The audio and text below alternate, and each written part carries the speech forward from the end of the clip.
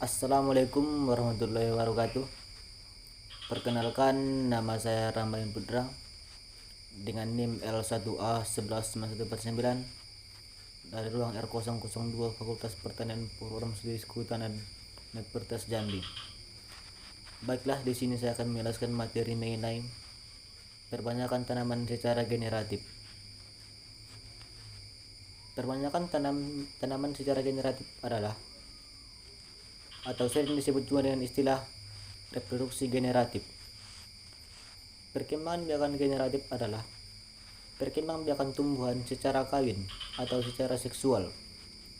Pada proses perkembangan biakan generatif ini dibutuhkan alat kelamin jantan dan alat kelamin betina. Perkembangan biakan secara generatif dapat terjadi pada tumbuhan maupun hewan selama mereka masih memiliki alat kelamin. Maka tumbuhan tersebut dapat berkembang biak secara generatif, kecuali ada kelainan-kelainan tertentu yang menyebabkan alat kelamin tersebut tidak dapat berfungsi sebagaimana mestinya. Perbanyakan secara generatif dilakukan dengan menanam biji yang dihasilkan pada penyerbukan antara bunga jantan atau serbuk sari dan bunga betina atau kepala putih. Secara alami, proses penyerbukan terjadi dengan bantuan angin atau bantuan serangga. Namun, saat ini penyerbukan sering dilakukan oleh manusia, terutama pada pemulia tanaman yang memperbanyak atau menyilang tanaman dari berbagai varietas yang berbeda. Adapun mekanisme terjadinya perbanyakan secara generatif. Perkembangan biakan secara generatif ditandai dengan adanya pembuahan. Pembuahan adalah peleburan sel kelamin jantan dan sel kelamin betina yang kemudian menghasilkan zigot. Zigot berkembang menjadi individu baru. Proses pembuahan pada hewan dan tumbuhan adalah berbeda-beda. Pembuahan pada hewan adalah proses peleburan antara sel telur atau sel kelamin betina dan sel sperma atau sel kelamin jantan. Pembuahan pada tumbuhan adalah proses dari peleburan benang sari atau sel kelamin jantan dan putih atau sel kelamin betina.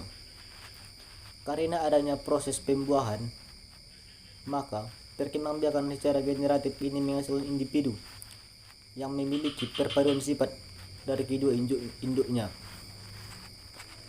Adapun jenis-jenis perbanyakan secara generatif. Yang pertama, perkembangan biakan generatif pada tumbuhan terjadi melalui beberapa cara. Yang pertama, cara yang pertama adalah dengan cara konjugasi. Konjugasi merupakan reproduksi generatif pada tumbuhan yang belum jelas alat kelaminnya. Contohnya ada Spirogara atau ganggang hijau yang kulitnya berbentuk benang. Yang kedua ada isogami. Isogami adalah peleburan dua sel gamet atau kelamin yang sama besar. Contohnya ada Chlamydomonas atau ganggang biru. Yang ketiga ada anisogami, yaitu peleburan dua sel gamet yang besarnya tidak sama. Gamet satu lebih kecil atau mikromet dan gamet dua lebih besar atau makromet. Contohnya ada ulva atau ganggang yang berbentuk lembaran. Yang keempat ada penyerbukan yang diikuti dengan pembuahan. Penyerbukan ini terjadi pada tumbuhan berbunga atau antropita atau tumbuhan berbiji atau spermatopita. Alat kelamin jantan berupa benang sari dan alat kelamin betina berupa putih. Adapun faktor-faktor lingkungan yang mempengaruhi perkecambahan. Yang pertama ada ketersediaan air. Dalam kaitannya dengan ketersediaan air, perkecambahan biji berbeda antara spesies. Persentase perkecambahan cenderung sama pada kebanyakan kisaran kelembapan tanah dan kapasitas lapangan sampai persentase layu permanen. Perbedaan antara spesies menjadi nyata Manakala ketersediaan air tanah mendekati kekeringan, beberapa biji berkecambah di atas persentase layu permanen, biji lain berkecambah di bawahnya. Yang kedua ada suhu. Suhu merupakan faktor lingkungan yang paling penting mengatur perkecambahan. Setiap spesies mempunyai batas suhu maksimum dan batas suhu minimum untuk perkecambahan. Tuntunan suhu selalu konstan, tetapi dapat berubah menurut waktu dan berinteraksi dengan faktor-faktor lingkungan lain seperti cahaya. Yang ketiga ada pertukaran gas antara kerambi dan atmosfer. Gas-gas yang dapat mempengaruhi perkecambahan adalah oksigen, ada karbon, ada karbon dioksida dan etilen. Oksigen sangat perlu untuk proses respirasi, yang apabila aurasi buruk dapat berkumulasi dan dapat menghambat perkecambahan. Adapun fungsi lain dari etilen adalah merangsang perkecambahan biji beberapa spesies dan juga memecahkan dormasi. Yang keempat ada cahaya.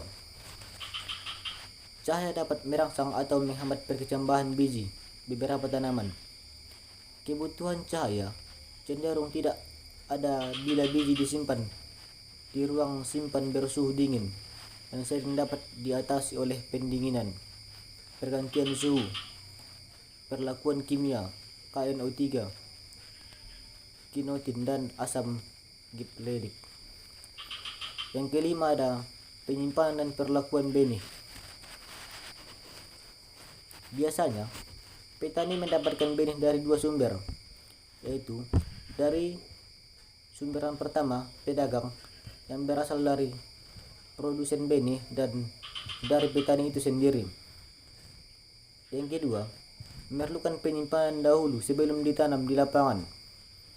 Lingkungan tempat penyimpanan sangat mempengaruhi terhadap viabilitas benih dan oleh karena itu harus dikontrol sebaik-baiknya. Melalui pertukaran lingkungan yang baik, benih dapat disimpan beberapa tahun tanpa harus kehilangan viabilitas yang berarti. Mungkin demikianlah video yang dapat saya sampaikan. Kalau ada salah mohon dimaafkan. Assalamualaikum warahmatullahi wabarakatuh.